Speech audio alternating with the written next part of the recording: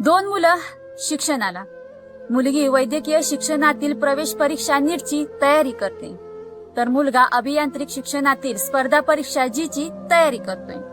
दोन मुलं शिक्षणाला म्हटल्यावरती लाखो रुपयांचा खर्च येणार. आता कोरडवाहू जमिनीतून लाखो रुपये मिळणं अशक्य आहे. म्हणून बीड जिल्ह्यातील एका शेतकऱ्याने 4.5 एकर शेत जमिनीतील 3.5 एकर शेत जमीन विकली आणि मिळालेली रक्कम 2020 मध्ये गेवराईच्या छत्रपती मल्टीस्टेट कोऑपरेटिव्ह बँकेमध्ये एफडीत गुंतवली. 46 वर्षीय शेतकरी सुरेश जाधव याने एफडी मध्ये गुंतवलेले पैसे परत मिळण्यासाठी 2 वर्ष बँकेमध्ये खेपा घातल्या. मात्र या बँकेने पैसे देण्यास नेहमीच टाळाटाळ केली. स्वतःचेच पैसे बँक परत करेना. परिणामी या शेतकऱ्याने बँकेसमोर रात्री 3 वाजता जाऊन गळफास लावून आत्महत्या केली.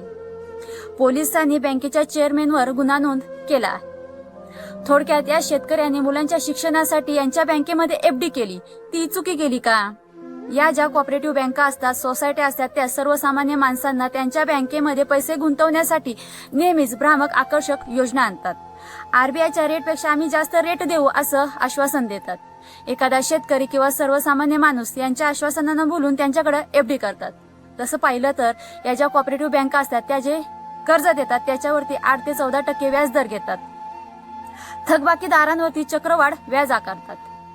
म्हणजे या ज्या कोऑपरेटिव्ह बँका आहेत त्यांची कमाई ही चांगली आहे. मग एखाद्या वेळी जर एखाद्या शेतकऱ्याने आपल्या आयुष्यभराची जमापुंजी यांच्या बँकेमध्ये ठेवली थोडा अधिक व्याजदर मिळायच्या अपेक्षेने, तर तो गुंतवणूकदार चुकीचा आहे असंही म्हणता येणार नाही. ज्यावेळी या ज्या कोऑपरेटिव्ह बँका असतात त्या गुंतवणूकदारांचे पैसे देण्यास नकार देतात, तेव्हा कोण्यातरी मोठ्या व्यक्तीने या बँकांना चांगला चुना लावलेला असतो, हे मात्र नक्की. बाकी बीड जिल्ह्यातील या शेतकरी सुरेश जाधव यांनी शेतकरी विरोधी व्यवस्थेला कंटाळून आपली शेतजमीन विकली.